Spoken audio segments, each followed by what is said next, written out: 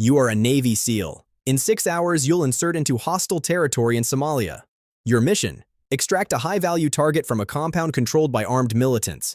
If the operation fails, your team dies. If you hesitate, everyone dies. Let's go back to where this started. 4 years ago, you were 22, fresh out of college with a degree you didn't care about and a desk job that made you want to put your fist through the monitor. You sat in traffic for an hour each way. You answered emails that didn't matter. You went home to an empty apartment and wondered if this was it for the next 40 years. Then one morning, you saw the recruiter's office on your way to work. Navy Special Warfare. You walked past it 3 times that week. On Friday, you walked in. The recruiter didn't sell you anything. He told you the truth. Most people quit. The ones who make it through aren't superhuman. They're just the ones who refuse to stop. You thought about your cubicle. You thought about dying without ever testing yourself. You signed the papers that afternoon. But it starts with Hell Week. 5.5 days. 4 hours of sleep total. You're wet, frozen, covered in sand that gets into every cut and blister.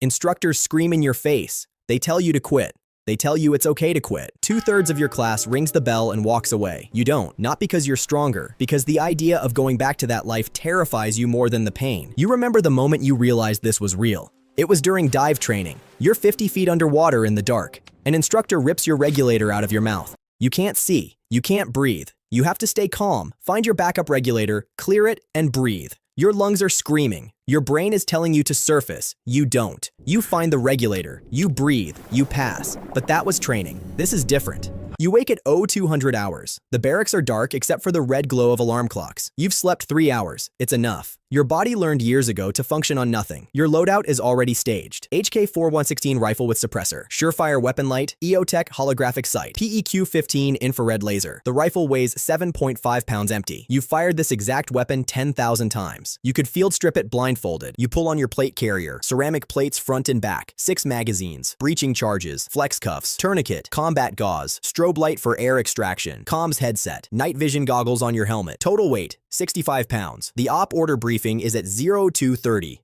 Your team leader spreads satellite imagery across the table. The target compound, 3 buildings, high walls, 1 entrance. Intel says 12-15 armed hostiles. The hostage is in the center building. SEAL teams operate in squads of 8. Your position? Point man. You're first through every door. Your teammates: breacher, team leader, automatic weapons, 2 assaulters, medic, radio man. You've trained with these men for 2 years. You know how they move. You know how they think. You trust them with your life because you have to. The mission timeline is tight. Insert at 0400. 15-minute movement to target. Breach and clear in under 4 minutes. Extract before dawn. After sunrise, every fighter in the city will know you're there. But there's a problem.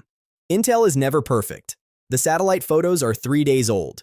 You don't know how many hostiles are actually inside. You don't know which room holds the hostage. You don't know if they have night vision or if they've booby-trapped the doors. You load into the MH-60 Blackhawk at 0345. The rotors spin up. The crew chief gives a thumbs up. You lift off. The flight is 40 minutes. You sit in the red interior light checking your weapon for the 8th time. The bolt slides smooth. The magazine seats with a click. Your hands don't shake anymore. They did on your first real mission. Not now. You look around at your teammates. Nobody's talking. The automatic weapons guy has his eyes closed, but he's not sleeping. The medic is reviewing his aid bag. The breacher is staring at his charges. Everyone processes fear differently. You think about the training. Thousands of hours in the kill house. Clearing rooms. Shooting targets. Moving as a unit. Muscle memory takes over when the bullets start flying. That's what your instructor said. You're about to find out if they were right. The crew chief holds up 10 fingers. 10 minutes. Your heart rate doesn't spike. It should. You're about to walk into a gunfight, but your body is calm. This is what you trained for. This is what you chose. 5 minutes. You pull your night vision goggles down. The world turns green. You can see everything. The other helicopters in formation. The dark landscape below. The target compound approaching. 2 minutes. The helicopter flares. You're 20 feet above the ground. Rope deploys. You grab it and slide down. Boots hit dirt. You take a knee and scan your sector. Night vision shows you an empty street. Silent. Dark. Wrong. This is when you realize training and reality are not the same thing. The team moves in formation. You're on point. Every shadow could be a threat. Every window could hide a rifle. You move fast but controlled. Your barrel tracks where your eyes look. You've done this 100 times in training, but now every step could be your last. You reach the compound wall. The breacher places charges on the metal gate. Everyone stacks up, hands on shoulders. Ready. The breacher nods. The explosion is muffled but loud enough. The gate blows inward. You move, first through the opening. Your rifle up. Night vision scanning. The courtyard is empty. Too empty. You move to the door of the center building. The breacher is behind you. He places another charge. 3 seconds. 2. 1. The door explodes. You're through before the dust settles. The hallway is narrow. Dark. Your laser cuts through the green haze. A door on the left, a door on the right. You move to the first door. The breacher stacks behind you. He kicks it open. You flood in, rifle up, scanning, a bed, a table, empty. You move to the next room. This is where everything goes wrong. The door opens before you reach it. A man steps out. He's holding an AK-47. He sees you. You see him. Time doesn't slow down. That's a myth. Time moves exactly as fast as it always does, but your mind speeds up. You fire. 2 shots center mass. He drops. Your rifle is already moving to the next threat. Another man appears from the same doorway. You fire. He falls. Behind you, gunfire erupts. Your teammates are engaged. You can't look back. You have to clear your sector. You move through the door where the men came from. It's a storage room. Crates, boxes, no hostage. You move to the next room. More gunfire. Closer now. A bullet cracks past your head. You drop to a knee. Return fire. The muzzle flash shows you where he is. You aim.